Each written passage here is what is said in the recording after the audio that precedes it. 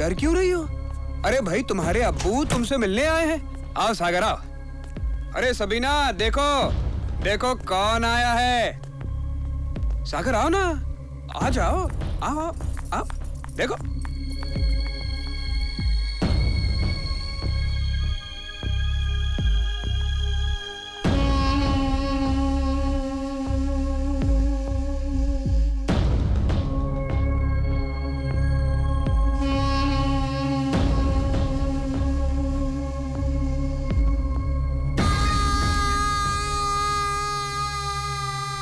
कमाल है। अरे भाई, कोई कुछ बोलेगा पूछेगा भी? जाओ चाय और नाश्ता लेकर आओ। आओ सागर, बैठो। अरे बैठो ना, ये भी तुम्हारा अपना ही घर है। यकीन नहीं आ रहा? सबीना से पूछ लो। सबीना, बताओ इन्हें किसका घर है ये? हमारा। और अगर तुम चाहो तो ये तुम्हारा भी हो सकता है। मेरी बेटियों ने अपनी मेहनत और पसीने की कमाई से ये सब हासिल किया है। हाँ अब्बू, जितना ये सब अम्मी का है उतना ही आपका है। आपने ही तो बचपन से लेकर आज तक हम लोगों का पेट पालकर हमें जवानी बख्शी है। इसीलिए हमारी कमाई पर आपका भी बराबर का हक है।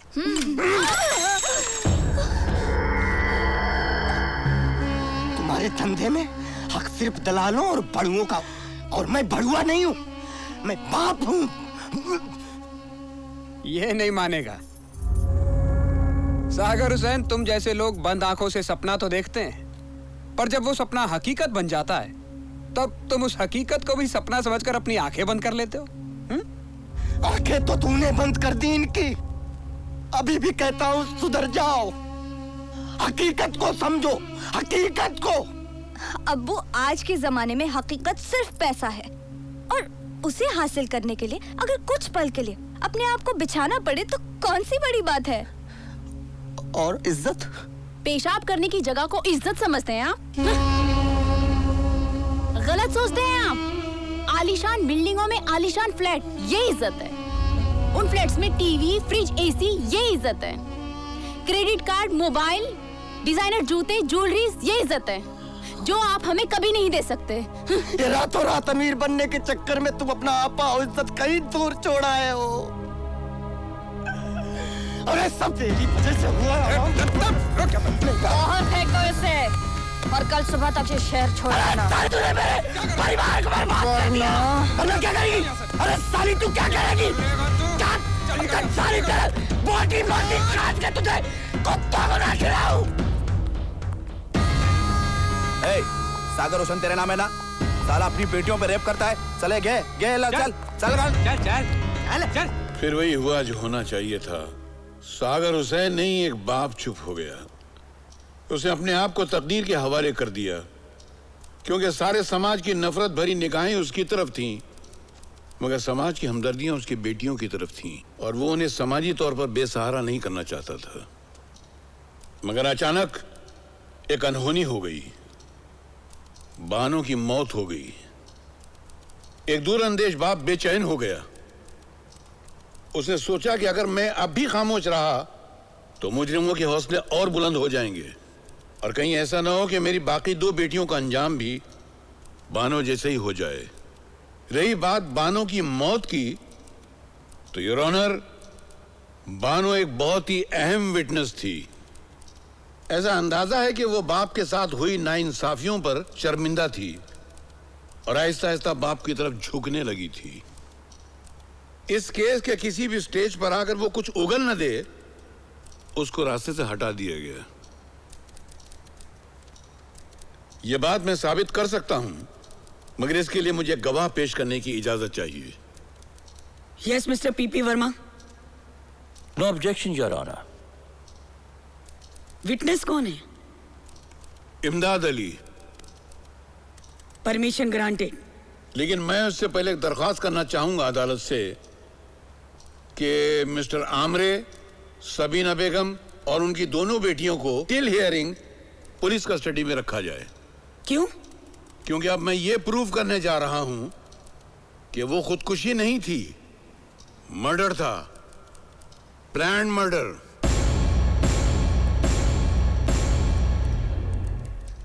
और मैं नहीं चाहता हूं कि इनमें से किसी का भी हशर बानो जैसा हो। ये अदालत प्रोसिक्यूशन को हुक्म देती है कि मिस्टर आमरे, शबीना बेगम और उनकी दोनों बेटियों को पुलिस निगरानी में रखा जाए। इमदाद अली साहब, आपका पूरा नाम क्या है? जी, इमदाद अली वल्द गुलाम अली। जी। आप ये मुलजिम सागर हुसैन को कब से जानते हैं? लखनऊ से। ये मेरे बचपन का दोस्त है। मैं और सागर हुसैन बचपन से खेल कूद कर बड़े हुए हैं। पहले मैं मुंबई चला आया था, बाद में इसने मुझसे कांटेक्ट किया काम के लिए, तो मैंने बिला झिझक उसे यहाँ बुला लिया। अच्छा, मतलब आपका और सागर हुसैन का बहुत लंबा साथ रहा है। आपने अपनी जिंदगी में किसी भी बातचीत में, ताल्लुकात में सागर हुसैन को कैसा पाया? जैसा एक शरीफ आदमी को होना चाहिए वकील साहब। मगर सागर हुसैन पर तो अपनी 3 सगी बेटियों के बलात्कार का इल्जाम है। आपकी दानिश से वो ऐसा बेहुदा और गंदा काम कर सकता है? वकील साहब, कोई मुझसे जलते हुए तवे पर भी बैठ कर कहे ना, तब भी मैं इस बात पे यकीन नहीं कर सकता। अच्छा, सागर हुसैन की बड़ी बेटी बानो, उससे आखिरी मिलने वाले आप ही थे? जी। अदालत ये जानना चाहेगी कि आप उससे मिलने क्यों गए थे? पैसा नहीं होने की वजह से आपने ही केस से हाथ खींच लिया था वकील साहब। सागर हुसैन मेरा दोस्त परेशान हो गया था। एक दिन उसने मुझे बुलाकर कहा कि मेरे डिपॉजिट के पैसे मकान मालिक के पास पड़े हैं, अब उस खोली में कोई रहता नहीं है, लिहाजा तुम मकान मालिक के पास जाओ और डिपॉजिट के पैसे लाकर वकील साहब को दो ताकि वो मेरे केस में दिलचस्पी ले। मैं मकान मालिक के पास गया, डिपॉजिट के पैसे मांगे तो उसने पैसे देने से साफ मना कर दिया। कहा सबीना बेगम ने उससे कहा है कि डिपॉजिट के पैसे किसी को नहीं दिए जाएं। उस दिन सबीना बेगम और आमरे किसी काम से अदालत में रुक गए थे। मैं बाहर निकला तो वहां बानो खड़ी थी।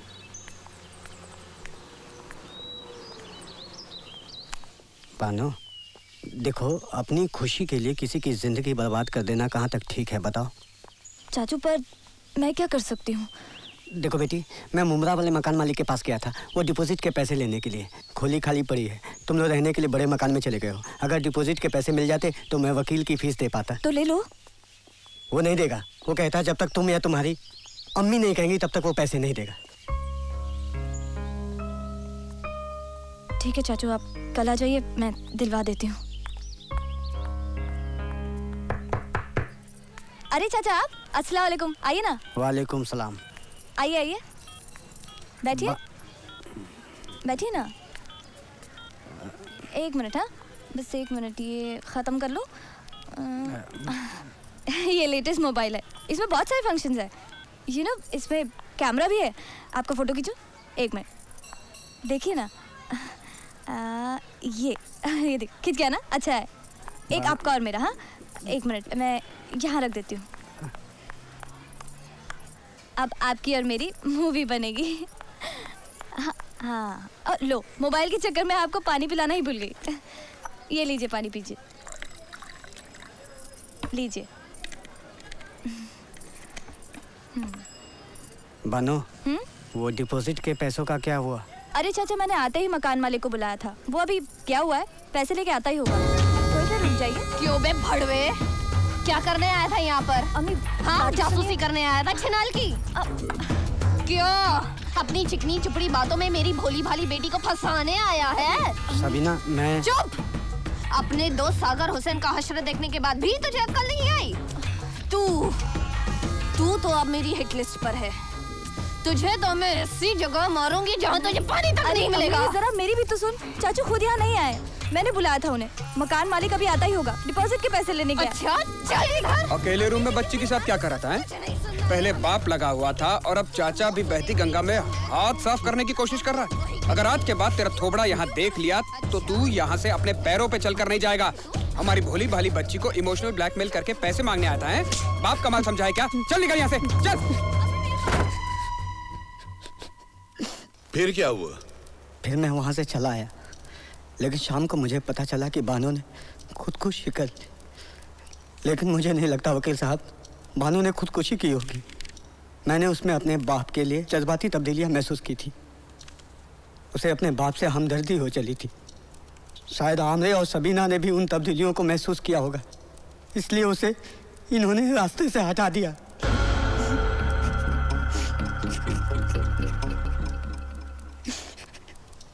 Your witness. तो तुम्हारे ख्याल में ये खुदकुशी नहीं कत्ल था? तुम्हें ऐसा क्यों लग रहा है? कुछ तो वजह होगी तुम्हारे इस ख्याल की। वकील साहब, मैं इन लोगों को आज से नहीं बरसों से जानता हूँ। मैं ये भी जानता हूँ कि क्या हुआ और क्यों हुआ। क्यों हुआ? ये लोग इतने जलील और कमीने हैं। जिस तरह इन्होंने मेरे दोस्त सागर हुसैन को फंसाया, उसी तरह बानू को भी रास्ते से हटा दिया। मिस्टर इमदाद अली, आपने मेरे सवाल का जवाब नहीं दिया। ये कत्ल क्यों है, खुदकुशी क्यों नहीं? मैं जब बानो से मिला था तो बहुत खुश लग रही थी, चहक रही थी। वकील साहब, खुश रहने वाले कभी खुदकुशी नहीं करते। चलिए मान लिया कि खुश रहने वाले कभी खुदकुशी नहीं करते। आप बानो को कौन सी तारीख को मिले थे? कोई 17 या 18। एक तारीख, 17 या 18। Just one date I want to know. Objection your honour. ये तारीख का क्या सवाल है? Carry on mister Verma. Thank you your honour. 18 तारीख को। योर ऑनर, यह शख्स झूठ बोल रहा है, क्योंकि सागर हुसैन के केस की तारीख 17 थी और बानो ने 18 तारीख को खुदकुशी की थी। अच्छा, जब तुम बानो के घर गए तो सबसे पहले क्या हुआ? पहले उसने मुझे बिठाया, फिर पीने के लिए गिलास पानी दिया। योर ऑनर, यहां भी ये शख्स झूठ का सहारा ले रहा है। वो गिलास बतौर मुद्दा माल अदालत में मौजूद है और उसमें कोई फिंगरप्रिंट नहीं है। मेरा ख्याल है पीपी को बैठने का प्रिंट मिल गया, तभी तो पेली पे कोई कमेंट नहीं किया। जब भी कोई खुदकुशी पुलिस के नोटिस में लाई जाती है तो उसमें हर किस्म के पहलू के बारे में सोच विचार होता है। जाहिर है कि मर्डर के पहलू में भी सोच विचार होता है। फिर भी अगर अदालत अपना इत्मीनान करना चाहती है तो सारा सामान अदालत में। योर ऑनर, बानो की खुदकुशी से ताल्लुक रखने वाला जितना भी मटेरियल कोर्ट में मौजूद है, मैं उसका इंस्पेक्शन करना चाहता हूँ। पंचनामा मुद्दा माल को कोर्ट में पेश किया जाए।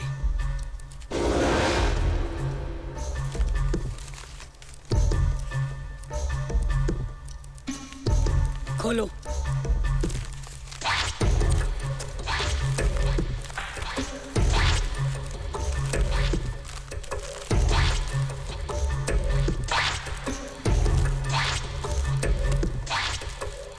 योर ऑनर, यह मुद्दा माल अभी अभी खुला है, जिसे ना मैंने देखा है ना इमदाद अली ने देखा है।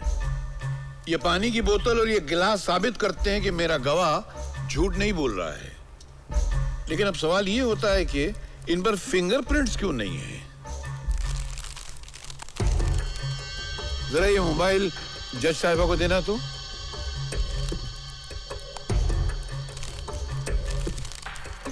योर ऑनर, जरा उस मोबाइल को ऑपरेट कीजिए तो।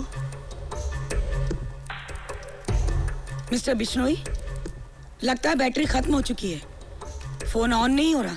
One moment your honour. Mister Verma, जरा अपना मोबाइल दीजिएगा तो। क्यों? अरे आप क्रूशियल मोमेंट पे भी जिरा करने से बाज नहीं आते, दीजिए ना।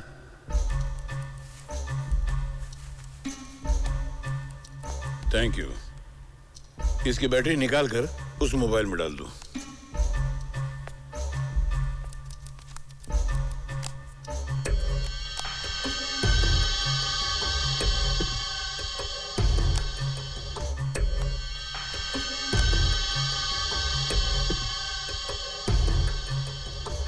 अब वीडियो में जाइए।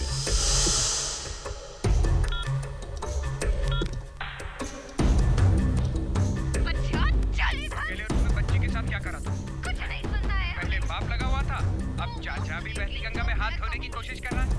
आज के बाद अगर तेरा ये थोबड़ा यहाँ दिखाई दे गया तो तू यहाँ से अपने पैरों पे चलकर नहीं जा पाएगा। हमारी भोली भाली बच्ची को इमोशनल ब्लैकमेल करके पैसे मांगने आया था, हैं? बाप का माल समझा है क्या? चल निकल यहाँ से, चल।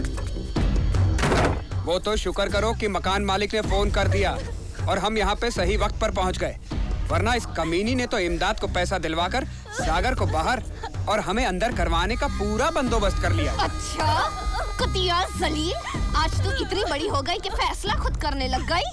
अरे भूल गई वो दिन जब 50-50 रुपए के लिए यारों के पहलू गरम करती थी।